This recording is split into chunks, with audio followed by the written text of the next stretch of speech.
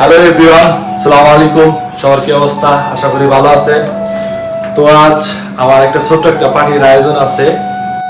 তো আমরা আজ ক্যাপসা পাকাবো আর সাথে থাকবে আপনার মাশরুমের সিস্টেম। আস্ত একটা মুরগি ধুয়ে সুন্দর মতন মুরগিটাকে আমি 8 পিস করেছি, সুন্দর মতন বলে রেখে দিলাম। এখন এক এক করে আমার কাছে যে মশলাগুলো আছে আমি সবগুলো এখন মশলা দিয়ে দিব। তো এখন আমি দিয়ে দিলাম মরিচের গুঁড়া, পরিমাপ মতো মরিচের গুঁড়া দিয়ে দিলাম। তারপর দিলাম হলুদের গুঁড়া, তারপর দিয়ে দিলাম মিক্স মশলা। এটা অনেক ধরনের মশলা একসাথে মিক্স করা, তার জন্য এটাকে বলে মিক্স মশলা। এটাও আমি দিয়ে দিলাম। তারপর দিয়ে দিলাম পরিমাপ মতো ধনিয়ার গুঁড়া।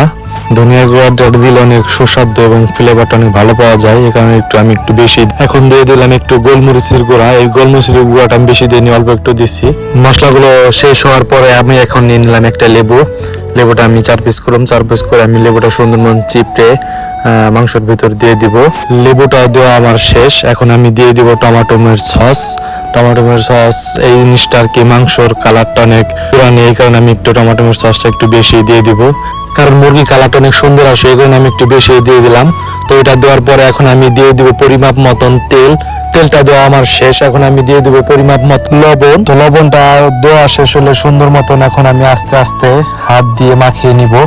মাখিয়ে নেওয়ার পরে আমি সুন্দর মতন এখন ফ্রিজে রেখে দেবো প্রায় 2 ঘন্টার জন্য। তো ফ্রিজে মাংসগুলো রেখে দেওয়ার পর এখন আমি পেঁয়াজ আছে, 2টো পেঁয়াজ নিয়েছি আমি ক্যাপসার জন্য। 2টো পেঁয়াজ আমি ছুলে নিব। পেঁয়াজের সাথে আমি নিয়েছি 3টা টমেটো। তো এখন আমি সুন্দর মতন পানি দিয়ে সবগুলো পেঁয়াজ টমেটো ধুয়ে নিব। তো এখন আমি পেঁয়াজ কাটা শুরু করে দিয়েছি। 2টো পেঁয়াজ নিয়েছি, 2টো পেঁয়াজ সুন্দর মতন আমি কুচি কুচি করে কেটে নিব।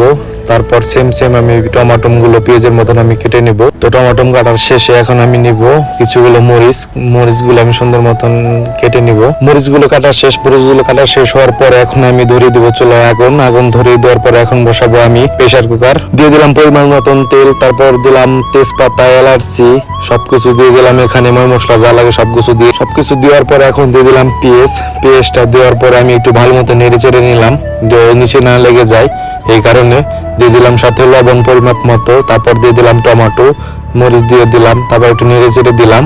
তারপরে দিয়ে দিলাম পরিমাণ আদা বাটা রসুন বাটা আমি মিক্স করে বেটে রেখেছিলাম, তখন দিয়ে দিলাম। দিয়ে দেওয়ার পরে একটু নেড়ে দিলাম হলুদের গুঁড়া, তারপর দিলাম মরিচের গুঁড়া, তারপর দিলাম মিক্স মশলা, তারপরে দিলাম ধনিয়ার গুঁড়া। তো মশলাগুলো দেওয়া শেষ হওয়ার পরে আমি সুন্দর মতন চামচ দিয়ে নিয়ে দিলাম যেন মশলাটা সবকিছুর সাথে মিশে যায়। মিশে দেওয়ার পরে আমি সামান্য একটু পরিমাণ দিয়ে দিলাম পানি, যেন নিচে না লেগে যায়, এই কারণে পানি দেওয়ার পরে এখন একটু নেড়ে চেড়ে দিলাম। নেড়ে চেড়ে দেওয়ার পরে দিলাম টমেটোমের সস। এটা দিলে একটা লাল কালার আসে, সেম ক্যাপসার মতন দেখা যায় ও দেখতে অনেক সুন্দর লাগে।